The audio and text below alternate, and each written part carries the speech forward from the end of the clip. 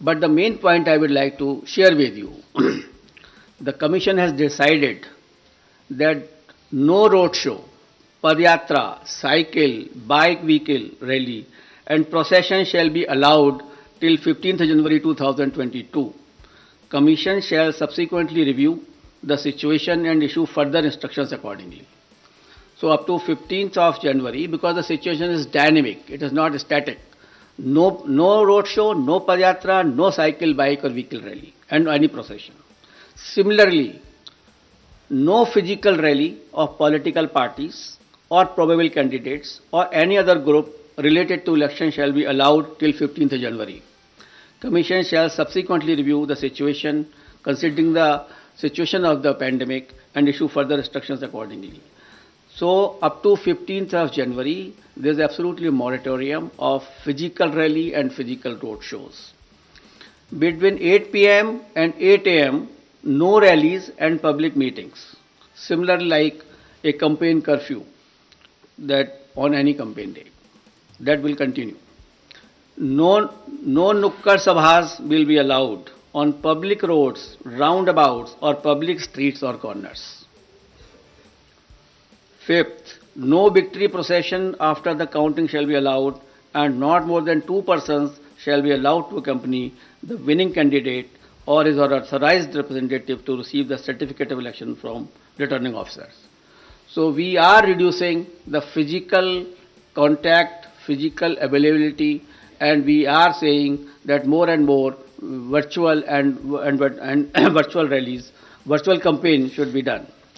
However, physical rallies during the campaign period, if after considering the situation, which is very dynamic, and when permitted, after the decision of the Commission, shall be conducted subject to adherence to COVID-19 guidelines. The maximum limit of persons allowed for indoor and outdoor rally meeting shall be as per existing directions of SDMAs.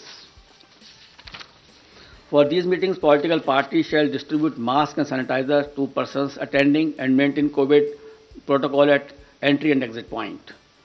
Further rallies and meetings shall be allowed only in earmarked places and with prior permission of district administration.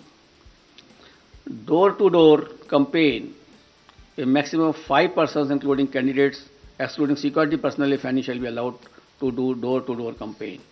Each political party candidate shall have to furnish an undertaking in the application form under Suvidha that it shall abide by all the extant instructions, guidelines in this regard. So an undertaking will also be taken whenever any rally will be allowed. Later on, when we review the situation after 15th or something like that, only then again also these undertakings, COVID guidelines have to be strictly followed with each and every person who is involved in the campaign. Let me finish him it. After please that, finish. We'll take up your questions thereafter. Non-compliance of instruction. Anybody violating the instructions on COVID measures will be liable to proceed against as per the provisions of the Disaster Management Act, besides legal action under IPC and other legal provisions as applicable. And the prime responsibility will be resting with the CS and DO as mandated under the DM Act. And our guidelines specifically reiterate this legal position, and the guidelines will be given to each and every one of you. It is reiterated that in case of breach and disregard to the above guidelines, the Commission will not hesitate in cancelling the rallies or not allowing any further rallies by that party. So the COVID protocol is absolutely quite restrictive and quite strong basically that way, so that we can see that no physical rally will be done up to 15th of January. Media, I would like to come to the media now. Media has always been a friend of ECI and has played a very significant and positive role in elections. And this time also, we implore them to help us reach out to all stakeholders regarding safety norms and higher voter participation. It is you only who communicate our message to the public. It is you only who motivates them to cast a vote. It is through you only that we send our messages to them. So you are our friend, and you are the person who can help us in achieving our goals. Social media has also become an important component of life, and Commission has been engaging with social media platforms since 2019. and a voluntary code of ethics had come into play, which will also be applicable. Commission has been engaging and requesting all political parties and candidates to ensure that their supporters do not indulge in hate speeches and fake news. A strict watch on social media posts is being kept to ensure election atmosphere is not vitiated in any manner. Any person or organization indulging in such malicious activity will face harsh consequences. Now I will come to the schedule of elections, I think which you are waiting, and that is something which is very important and a very most important thing. During this time, we have also seen and perused that how the elections were conducted in 2017, how they were conducted in 2012. In 2012, it was done, all the 5 states were done in 9 phases. In 2017, it was done in 8 phases. And now we are reducing it by one more phase, and all elections of 5 states will be conducted in 7 phases. I will give you the, I will read it and I will give you. Total 7. Total 7. All the 5 states combined together will be completed in 7 phases. I will give you a detailed chart, then you can understand more. Should I start?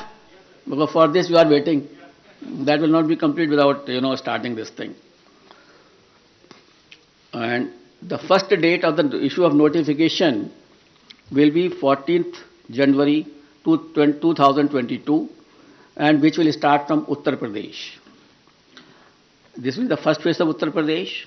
The issue of notification is 14th January. Last date of nominations 21st January. Scrutiny of nominations 24th January. Last date of withdrawal of candidature 27th January. And date of poll 10th February 2022. This is the first phase. Now let us come to the second phase, which is a very important phase. In second phase, we will be covering 4 states. Uttar Pradesh second phase, Punjab in 1 phase, Uttarakhand in 1 phase, Goa in 1 phase. So Uttar Pradesh, Punjab, Uttarakhand and Goa. In second phase, Punjab, Uttarakhand, Goa will be over. And here the issue of notification will be 21st January. Last date of nominations 28th January. Scrutiny of nominations 29th January. And last date of withdrawal of candidature 31st January. And date of poll 14th February, that is Monday. Third phase, only Uttar Pradesh. That is issue of notification 25th January. Last date of nominations 1st February. Scrutiny of nominations 2nd February. Last date of withdrawal of candidature 4th February. And date of poll 20th February, that is Sunday. Uttar Pradesh 4th phase, issue of notification 27th January. Last date of nominations 3rd February. Scrutiny of nominations 4th February. Last date of withdrawal of candidature 7th February. And date of poll 23rd February. Uttar Pradesh 5th phase and first phase of Manipur. Manipur will be done in 2 phases. So on 5th phase, we will be having Uttar Pradesh 5th phase and Manipur 1st phase. Here the issue of notification is 1st February. Last date of notification, last nomination 8th February. Scrutiny of nominations 9th February. Last date of withdrawal of candidature 11th February.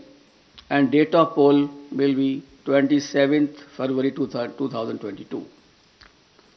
Uttar Pradesh 6th phase and Manipur 2nd phase. Here the issue of notification will be 4th February 2022. Last date of nominations 11th February 2022. Scrutiny of nominations 14th February 2022.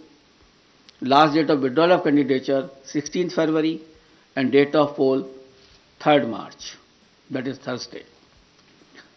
That way Manipur also completed the 6th phase. Uttar Pradesh, 7th phase. Issue of notifications, 10th February.